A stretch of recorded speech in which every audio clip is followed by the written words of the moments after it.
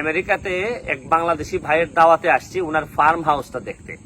বাংলাদেশে থেকে তো সবসময় বিভিন্ন প্রতিবাদ করি, বলি যে কারা কারা এরকম $1 বিলিয়ন নিয়ে বিদেশে চলে গেছেন, কারা কারা হাজার হাজার কোটি টাকা, কারা কারা বাড়ি বানিয়েছেন আমেরিকাতে, লন্ডনে, বিভিন্ন জায়গায়।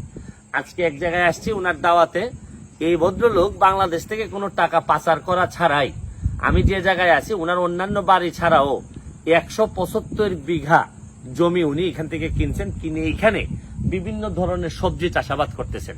এবং এটা দেখে আমার এত ভালো লাগছে যে আমেরিকাতে বিভিন্নভাবে ভেজিটেবল সার্ভিস সহায়তা দিচ্ছেন, এবং সাথে এখানে একটা বাড়ি আছে দেখেন।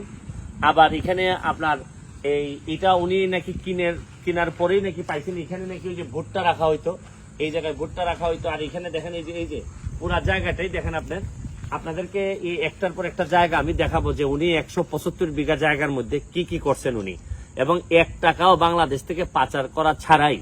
বাংলাদেশের অনেক মানুষ আছে যে পাচার করতে গিয়ে যে পরিমাণ ব্রেন খরচ করেন, যে পরিমাণ কষ্ট করেন, এই কষ্ট বিদেশে আইসা করলে এমনিতেই যে অনেক সম্পদ বানানো যায়, এটা একটা উদাহরণ আপনাদেরকে দেখাইতে চাই। এখানে রাব্বানি ভাইয়ের সাথে আপনাদের আগে অনেকবার পরিচিত হওয়ার কথা আপনাদের সাথে। এখানে আমি রব্বানি ভাইয়ের জিজ্ঞেস করছি, রব্বানি ভাই এটা কবে এই জায়গাটা আপনি কিনছেন? 2019 এর জানুয়ারিতে আমি কিনছিলাম। 2019 এর জানুয়ারিতে। কত টোটাল কত জায়গা এটা? একটু 175 বিঘার মতো। 175 বিঘা জায়গার মতো।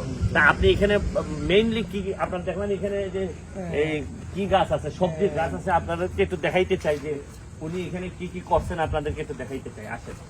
এখানে যেহেতু আমাদের এইগুলা কি সিমের গাছ নাকি? এগুলা সিমের গাছ, আমাদের সিলেটের গোয়ালগাদ্দা বলে ওটাকে। গোয়ালগাদ্দা বলে? গোয়ালগাদ্দা সিম। ওগুলা অনেক thousands of কাছে আসো।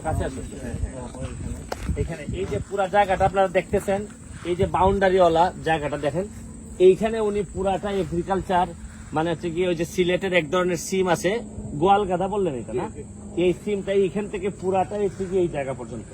আর ওনার 175 বিঘার মধ্যে ওই বাইরে এইদিকে আসো, এই যে একটা ঘর দেখা যায়, একটু বড় করলে ঘরটা দেখা যাবে। এই ঘরটা, এই যে একটা ঘর দেখা যায়, এই ঘর পর্যন্ত পুরাটাই হচ্ছে গিয়ে, এই ঘর পর্যন্ত পুরাটাই হচ্ছে, এরপরে হচ্ছে ফরেস্ট আরম্ভ। এখানে তো হরিণও পাওয়া যায়, তাই তো? মানে মেইন এখানে আকর্ষণ হচ্ছে কি এখানে হরিণ পাওয়া যায়।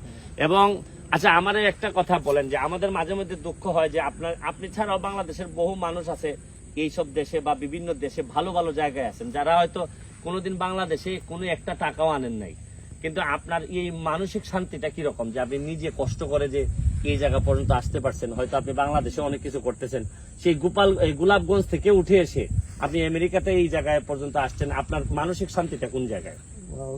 মানসিক শান্তি তো অবশ্যই আছে, যেহেতু আমি নিজে সবকিছু উপার্জন করছি এখানে সৎভাবে। আর বাংলাদেশ থেকে আনার তো কোনো প্রশ্ন উঠে না। অবশ্য বাংলাদেশে আরো দিচ্ছেন আপনি, অনেক ইনভেস্ট করছেন আপনি বাংলাদেশে।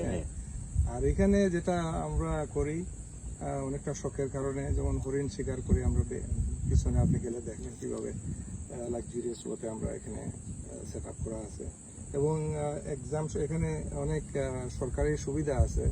আপনি এই যে আমরা এগুলা গ্রো করতেছি, এই জন্য এক্সাম্পশন পাওয়া যায়, এগ্রিকালচারাল এক্সাম্পশন পাওয়া যায়। আচ্ছা, এটাতে অনেক রিয়েল এস্টেট ট্যাক্স ব্রেক হয়, অনেক কম ট্যাক্স দিতে হয়। একসাথে আমরা কম ট্যাক্স দিতেছি এবং সেই সাথে ভালো ভেজিটেবল গ্রো করতেছি আমাদের কমিউনিটির জন্য।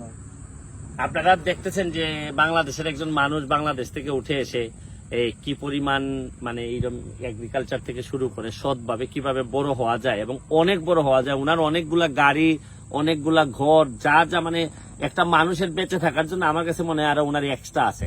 আমি ভিডিওটা শেষ করার আগে আপনার একটা কথা বলতে চাই যে আপনিও তো আল্লাহ আপনারে মোটামুটি অনেক সম্পদশালী করছে। অনেক মানুষ আছে আমাদের দেশ থেকে টাকা পাচার করে নিয়ে এসে সম্পদশালী হয় বিভিন্ন দেশে, পৃথিবীর বিভিন্ন দেশে। এদের জন্য কি আপনার মনে হয় না যে এরা আসলে ঠিক করতেছে না? দরকার ছিল না তো এগুলা? যে কষ্টটা এরা করে, যে বুদ্ধিশুদ্ধি করে, এই বুদ্ধিশুদ্ধি বিদেশে এসে করলে তো এমনিতেই টাকা। এখানে স্কাই ইজ দ্য লিমিট। হ্যাঁ, স্কাই ইজ দ্য লিমিট। হ্যাঁ, আপনি কষ্ট করতে হবে। হ্যাঁ, অনেক দূরে উপরে চলে যায়। মানে উনি দেখেন, উনিও বলছেন যে sky the limit, sky is the limit. মানে হচ্ছে কি আপনি এখানে কষ্ট করলে, একটু কষ্ট করলে, যে বুদ্ধি মানুষ করে নিজের দেশ থেকে টাকা পাচারের জন্য, এর চেয়ে অর্ধেক বুদ্ধি আমার কাছে মনে হয় আর একটু কষ্ট করলে এমনিতেই অনেক বড় হওয়া যায়।